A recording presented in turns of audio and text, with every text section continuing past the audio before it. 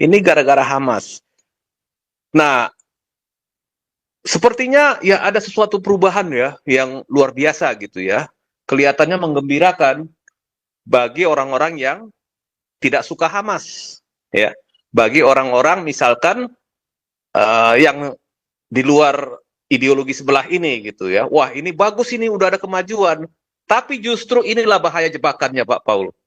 Jadi begini, mereka mengutuk Hamas, mengutuk serangan 7 Oktober, terus mengatakan ya Sandra harus dibebaskan, Israel harus mundur dari Gaza gitu ya.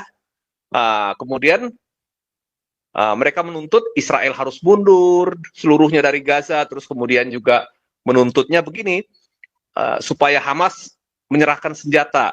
Kepada siapa? Kepada otoritas Palestina yang tidak punya akar di mana? Tidak punya akar di Gaza. Terdapat pedang untuk memenggal kepala Israel. Begitu Israel menyetujui solusi dua negara, ya, maka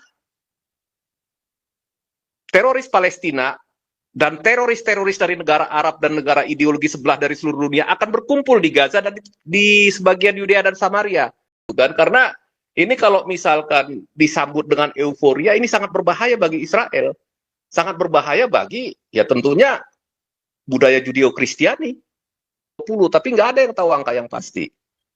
Berapa yang masih hidup, gitu. Tetapi, Hamas tidak mau menyerahkan sandera. Mereka akan menahan sandera ini seumur hidup. Supaya apa? Supaya mereka bisa bertahan hidup dan survive di Gaza. Kalau nggak, mereka akan hancur. Selesai Gaza kembali, artinya kalau misalkan dipastikan bahwa Sandra akan mati atau sudah mati, yang 20% lagi akan diambil dan Israel akan menguasai Gaza sepenuhnya, dan yang jelas pasti nasibnya Hamas pasti akan sangat buruk, bagaikan di neraka. Pasti habis itu, pasti dibunuh pasti sama IDF. Ya.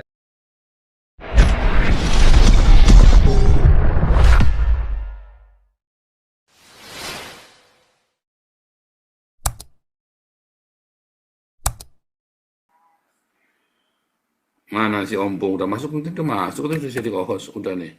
Ompong masuk, silakan. Tes suara Pak Paul. Merdu. Merdu. Wah, ini kita harus hati-hati nih. Setiap pagi Ya. Ya, lanjut. Ini kita harus hati-hati. Ini Israel bakalan terjebak atau tidak gitu. Nah, itu Jadi dia. begini Pak Paul. Jadi begini, situasi sekarang ini 17 negara Arab ini paksa Hamas menyerah. Terus kemudian nanti begini, mereka kan bersama-sama mengutuk serangan 7 Oktober tiba-tiba secara mendadak. Tadinya kan orang-orang negara-negara Arab tidak ada sedikit pun mengutuk serangan 7 Oktober, ya. Nah, mereka mengatakan negara-negara Arab dan Muslim ini semua gara-gara Hamas gitu ya. Ini gara-gara Hamas. Nah, sepertinya ya ada sesuatu perubahan ya yang luar biasa gitu ya. Kelihatannya menggembirakan bagi orang-orang yang tidak suka Hamas ya. Bagi orang-orang misalkan yang di luar ideologi sebelah ini gitu ya. Wah, ini bagus, ini udah ada kemajuan. Tapi justru inilah bahaya jebakannya, Pak Paul. Jadi begini, mereka mengutuk Hamas, mengutuk serangan 7 Oktober, terus mengatakan ya Sandra harus dibebaskan, Israel harus mundur dari Gaza gitu ya. Kemudian mereka menuntut Israel harus mundur seluruhnya dari Gaza, terus kemudian juga menuntutnya begini, supaya Hamas menyerahkan senjata. Kepada siapa? Kepada otoritas Palestina yang tidak punya akar di mana? Tidak punya akar di Gaza. Otoritas Palestina itu nggak punya akar di Gaza. Ya. Kemudian, kenapa seperti ini? Permintaan berikut. Kita akan support perdamaian dengan syarat solusi dua negara. Nah ini ya, solusi dua negara ini, jadi Sandra dikembalikan, Hamas meletakkan senjata, terus kemudian Israel mundur dari seluruh wilayah Gaza, maka langsung pembicaraan solusi dua negara. Nah, akhirnya terjadi apa? Seolah-olah dunia itu indah, dunia itu aman, ya, dunia itu sudah sukses ya, mencapai suatu perdamaian. Tapi di balik inilah terdapat pedang untuk memenggal kepala Israel. begitu Israel menyetujui solusi dua negara, ya, maka teroris Palestina dan teroris-teroris dari negara Arab dan negara ideologi sebelah dari seluruh dunia akan berkumpul di Gaza dan di sebagian Yudea dan Samaria.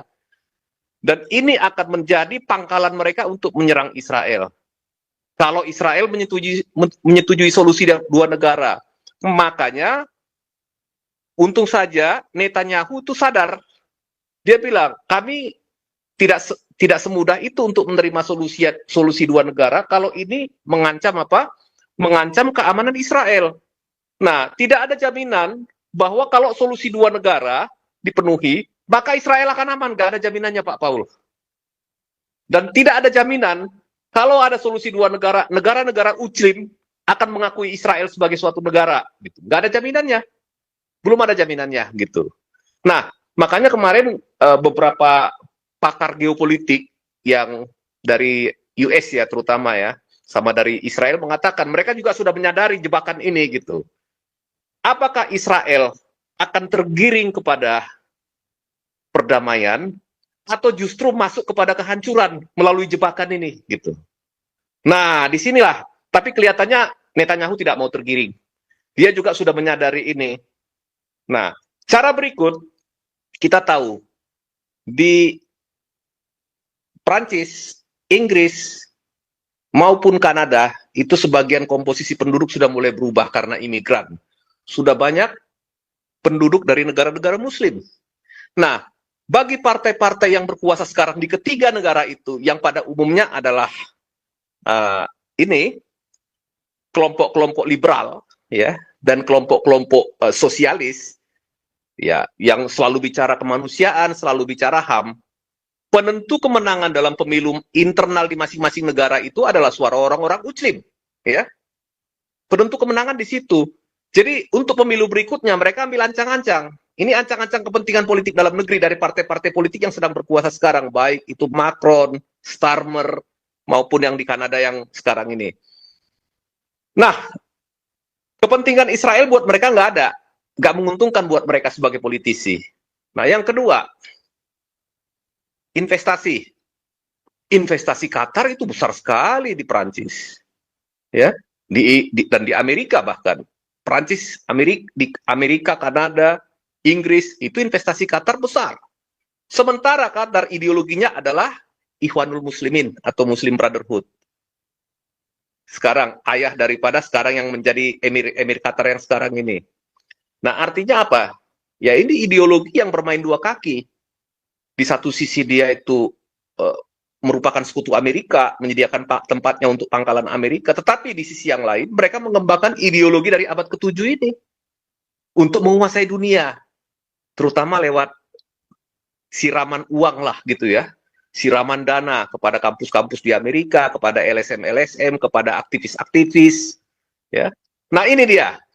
Jadi kalau misalnya sekarang ini kita lihat 3 negara akan segera mengakui negara Palestina, ya ini sebetulnya nggak jauh dari kepentingan perebutan kekuasaan ataupun kontestasi politik di dalam negeri mereka masing-masing, baik itu di Prancis, di Inggris maupun di Kanada, dan kepentingan investasi juga.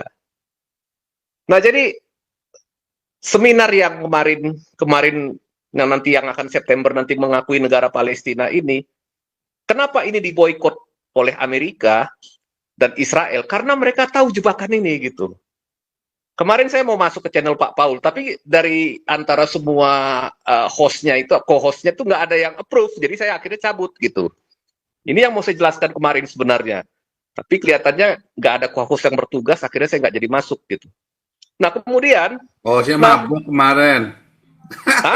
Oh, saya pada mabuk. iya kemarin saya mau jelaskan ini jebakan ini gitu kan, karena ini kalau misalkan disambut dengan euforia, ini sangat berbahaya bagi Israel. Sangat berbahaya bagi, ya tentunya, budaya Judeo-Kristiani. Dan berbahaya tentunya bagi siapa? Bagi dunia barat. Karena jaringan uang yang diberikan Qatar ini sudah masuk, sudah mengalir kemana-mana. Dan ini nggak bisa dianggap sepi gitu. Dan nggak bisa dianggap sepele gitu. Nah, bagi pemerintahannya Netanyahu, mereka menanggapi statement katakanlah yang mengutuk Hamas dari negara-negara Arab ini dengan dingin. Kenapa? Mereka tahu ini jebakan, Pak Paul, gitu. Jebakan ketika nanti ini digiring ke arah pembentukan solusi dua negara, maka seluruh orang akan berkumpul di Gaza dan di tepi barat untuk menyerang negara Israel dari dalam. Karena itu sebetulnya wilayah Israel, kan gitu kan. Nah, jadi Israel sudah sangat tahu itu taktik yang ini. Makanya mereka boykot yang kemarin Pak Paul sempat bahas itu. Boykot pertemuan itu, nggak mau Amerika dan Israel untuk ikut. Kenapa? Tidak mau tergiring ke arah upaya penjebakan ini. Nah, itu kira-kira Pak Paul. Jadi ini sebenarnya sih kalau saya lihat, katakanlah semua menyalahkan Hamas ini kelihatannya, waduh luar biasa ini orang-orang sudah sadar. Enggak. Inilah upaya puncak untuk menggiring opini dunia bahwa seolah-olah negara Arab mau perdamaian, Israel yang tidak mau damai. Israel menyebabkan bahaya kelaparan di Gaza. Semua media-media mainstream itu digiring untuk membentuk opini tentang genosida, tentang bahaya kelaparan, tentang apa ya? Tentang ini ya, yang foto anak kecil yang katanya kelaparan itu, ternyata itu anak punya penyakit lama dan itu namanya jelas siapa gitu. Nah, itu sengaja. Terus terakhir ada tadi satu ketemu email kepada ini dari pimpinannya BBC, itu rupanya memaksakan semua apa ya namanya ya, pemberitanya mereka itu untuk sengaja menyudutkan Israel. Dan itu yang dilakukan oleh media-media mainstream yang ada di Eropa dan dunia. Cuman kenapa mereka melakukan itu? Pertama, kalau buat mereka, orang media, ya istilahnya tidak ada Israel, nggak ada berita. Ya, tidak ada berita gitu. Tidak ada kejadian yang menyangkut Israel, ya korannya nggak laku atau medianya nggak laku. Yang kemudian yang kedua, kayak channel kita Ompong, kayak channel Kenapa? kita Ompong, kalau nggak ada Israel sepi. Aha, ya, Ada tapi yang kita nonton. dari sisi yang untuk ini ya, meluruskan apa yang mereka framing terhadap Israel kan selama ini kan, framing palsu itu gitu. Cuman kalau Pak Paul kan jauh lebih bebas, bisa ngomong apa saja gitu, karena Pak Paul kan punya channel yang bebas lah istilahnya gitu ya. Kalau Bu Monik juga nggak mungkin sampai sedetil ini dia berani ngomong gitu. Tapi kalau saya melihat ya seperti itu Pak Paul. Inilah jebakan. Kenapa begini? Begini, Israel sudah sampai pada satu titik di mana dia sebenarnya mereka sudah hampir tidak punya harapan tentang keselamatan sandera ini. Jadi sebetulnya Pak Paul, wilayah Gaza itu 80% sudah dikuasai oleh Israel. Tinggal 20% lagi kurang lebih tempatnya Hamas. Tapi Israel nggak mau masuk, tunggu ada kesepakatan gencatan senjata. Kenapa? Supaya sandera selamat dulu, berapapun sandera yang masih hidup. Supaya bisa selamat dulu. Ya menurut perhitungan 20, tapi nggak ada yang tahu angka yang pasti. Berapa yang masih hidup gitu. Tetapi Hamas tidak mau menyerahkan sandera. Mereka akan menahan sandera ini seumur hidup. Supaya apa? Supaya mereka bisa bertahan hidup dan survive di Gaza. Kalau enggak mereka akan hancur. Nah, jadi dengan kondisi sekarang ini Israel harus meluncurkan bantuan humaniter, terus kemudian juga Amerika dan lain-lain juga ya sepertinya seolah-olah terpojok kalau nggak menekan Israel. Kemudian Israel harus membuka ruang udaranya untuk penerjunan bantuan kemanusiaan atau bantuan humaniter. Nah, sebetulnya ini, nah itulah perang yang kita tahu Israel perang di 8 front. Tapi di satu front Israel itu kalah, yaitu perang apa? Perang propaganda. Nah, di sini Israel kalah. Dalam perang militer, Israel menang. Dalam perang politik, Israel sebenarnya kalah. Kenapa? Karena dengan propaganda ini Hamas bisa bertahan. Negara-negara yang benci Israel, negara-negara yang antisemitik bisa menang dengan perang propaganda ini. Nah, kelihatannya sekarang ini strateginya Israel itu, kalau misalkan dia tidak mendapatkan sandera, ya baik hidup ataupun mati, yang akan dilakukan oleh Israel adalah menganeksasi Gaza, menguasai Gaza kembali. Artinya kalau misalkan dipastikan bahwa sandera akan mati atau sudah mati, yang 20% lagi akan diambil dan Israel akan menguasai Gaza sepenuhnya, dan yang jelas pasti nasibnya Hamas pasti akan sangat buruk, bagaikan di neraka, pasti habis itu, pasti dibunuh pasti sama IDF. ya, nggak akan ada dikasih kesempatan. Dan sepertinya Israel sudah siap dengan skenario itu, tetapi masih ditahan sama si ini ya, siapa ini, si Steve Witkoff ya, untuk mencoba. Steve Witkoff tadi barusan berangkat lagi ke Timur Tengah untuk mengupayakan gencatan senjata terakhir ini. Tapi kalau misalkan Hamas memang tidak mau menyerahkan sandera, kemudian Hamas bermain dengan begini. Hamas itu mau supaya nanti Netanyahu itu digulingkan oleh publik atau masyarakat Israel sendiri dengan cara bermain dengan apa?